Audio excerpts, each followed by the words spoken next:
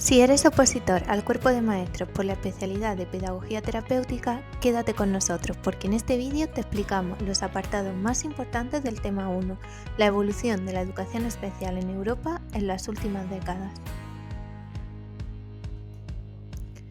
En este primer tema se abordará el desarrollo y la evolución del marco teórico internacional relacionado con la atención a las diferencias individuales. Haremos hincapié en cómo el concepto de discapacidad ha ido evolucionando y permitiendo que el enfoque y las intervenciones educativas para responder a las necesidades de este alumnado sean cada vez más inclusivas. Pondremos el foco en conceptos como accesibilidad, equidad, educación inclusiva, atención a la diversidad y diseño universal del aprendizaje, pilares sobre los que se construye una verdadera escuela inclusiva, y todo ello de la mano de autores fundamentales como Gerardo Echeita y Carmen Alba Pastor. Os recomendamos que vuestro índice cuente con los siguientes apartados.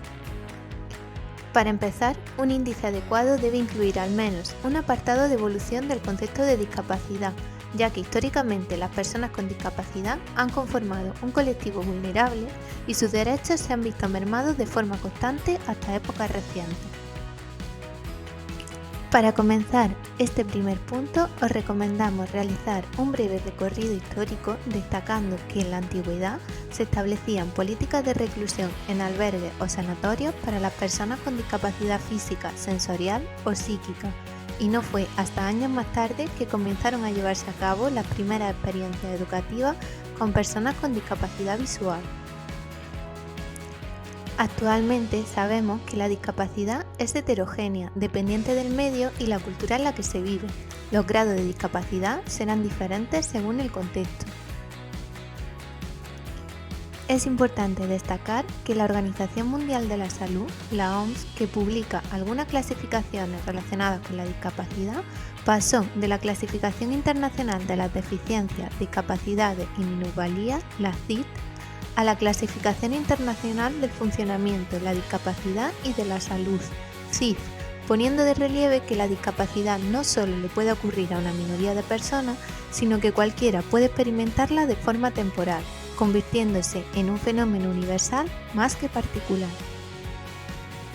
Actualmente, aunque el término oficial es discapacidad, existen autores que en desacuerdo con este concepto proponen el de diversidad funcional, partiendo de la idea de que las personas no tienen deficiencia, sino diversidad. En este segundo apartado nos centraremos en la evolución de los sistemas educativos internacionales, y es que en los inicios de los sistemas educativos occidentales el alumnado con discapacidad no se consideraba educable. La Escuela Real, creada por Carlos IV en 1795, es considerada la primera escuela pública para sordomudos, y el Patronato Nacional de Sordomudos, Ciegos y Anormales se creó en 1910. En la década de los 60, los países del norte de Europa fueron los precursores en el terreno de la integración, con el concepto de normalización, nacido en Dinamarca, que defiende que las personas con discapacidad tienen derecho a llevar una vida en igualdad de condiciones, accediendo a los mismos lugares, ámbitos, bienes y servicios que están a disposición de cualquier otra persona. Pero los sistemas educativos abogaron en sus inicios por implantar modelos segregadores en los que el alumnado con discapacidad tenía acceso a la educación por una vía diferente a la ordinaria. Hubo que esperar a 1978 cuando el informe Warnock abogó por suprimir los dos grupos diferenciados, los que reciben educación especial y los que reciben educación ordinaria. Actualmente, de forma generalizada, el desarrollo legislativo de los distintos países de la Unión Europea reconoce el derecho a una educación igualitaria en el seno de los centros ordinarios y constituyen un modelo en la Comunidad Europea países como Italia o Islandia, que en su enseñanza obligatoria ni siquiera utiliza el término educación especial, estableciendo en su normativa que la escuela básica ordinaria debe ser tan inclusiva como para atender cualquier necesidad de todos sus alumnos, con total flexibilidad, teniendo como referencia el currículum normal. En este tercer apartado comenzaremos explicando que el primer paradigma en el estudio de la discapacidad fue el paradigma médico o rehabilitador, que consideraba la discapacidad como un problema de la persona causado por una enfermedad, trauma o condición de salud que requería un tratamiento individual. En los años 70 surgió en el Reino Unido el paradigma social, según el cual la discapacidad no es un atributo de la persona, sino un problema social y político causado por las barreras y la marginación de la sociedad.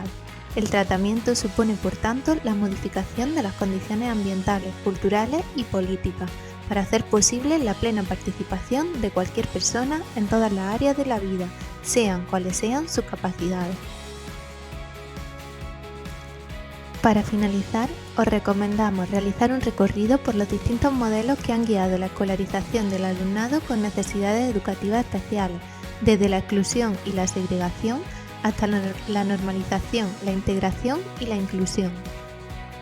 Entre los hitos y acontecimientos históricos que debemos remarcar se encuentra la Declaración de Derechos Humanos de 1948 y la Declaración de Derechos del Niño de 1959, que establecen que toda persona tiene derecho a la educación, que ésta ha de ser gratuita y que la instrucción elemental será obligatoria. Se habla, por tanto, de un derecho esencial y básico, sin ninguna excepción. Gracias, entre otros factores, al informe Warnock en 1978, coincidiendo con la Constitución española, a las resoluciones de la Declaración de Salamanca, del Foro Mundial de Educación para Todos y al trabajo de organizaciones como la UNESCO y la ONU, los países se han comprometido a garantizar el acceso y una educación de calidad para todos los niños y niñas en igualdad de oportunidades, pasando de un modelo médico a uno social y biopsicosocial. No ha sido hasta el último tercio del siglo XX cuando se han realizado verdaderos avances en materia de inclusión. Ha sido un largo camino desde la exclusión más discriminatoria hasta una inclusión asumida ya por todas las administraciones públicas. En los tipos de modelos que defienden la exclusión, a las personas con discapacidad se les considera sin ningún derecho a ser educados, se les niega incluso el acceso a la escuela. En la segregación se separa como norma a los niños con discapacidad, es decir, se les escolariza preferentemente en centros de educación especial o centros específicos. Este modelo es el aplicado por la Ley de Instrucción Pública de 1857, conocida como Ley Moyano. En los modelos que defienden la integración, los alumnados con discapacidad se adaptan a la comunidad educativa, al currículum existente y a la organización del centro escolar. Así nace la educación especial, específica del alumnado con necesidades educativas especiales. Este modelo está representado en la Ley General de 1970. En ella se establece por primera vez la educación especial en España. Al alumnado con discapacidad lo denominan deficientes e inadaptados y a los que presentan altas capacidades superdotados. Podemos decir que en la Ley Orgánica de 1990 de Ordenación General del Sistema Educativo LOSE, la que introduce por primera vez el concepto de alumno con necesidades educativas especiales y hace hincapié en que éstas pueden ser temporales o permanentes. Así, la atención a la diversidad partirá de dos principios, el de normalización y el de integración escolar. Por último, los modelos inclusivos parten de la premisa de que las personas con discapacidad tienen todo el derecho a estar en la aula ordinaria sin que esto pueda considerarse en ningún caso un privilegio. La heterogeneidad se considera positiva y se garantiza el derecho al acceso, la participación y el aprendizaje de todo el alumnado. El alumnado siempre ha de permanecer en el aula ordinaria y es allí donde debe recibir los apoyos, con los que se consigue que todos los alumnos aprendan juntos. En 2020, la LOMCE quedó derogada y se aprobó la Ley Orgánica 3/2020 de 29 de diciembre, LOMLOE, que modifica a la Ley Orgánica 2/2006 de 3 de mayo de Educación, la LOE, que nunca se derogó. La LOMLOE trae consigo el Diseño Universal para el Aprendizaje, DUA, un modelo que tiene en cuenta distintas teorías del aprendizaje, especialmente las de Brunner, Vygotsky y Gardner, y pone en valor metodologías y estrategias que facilitan el acceso, la participación y el aprendizaje de una gran diversidad de alumnos.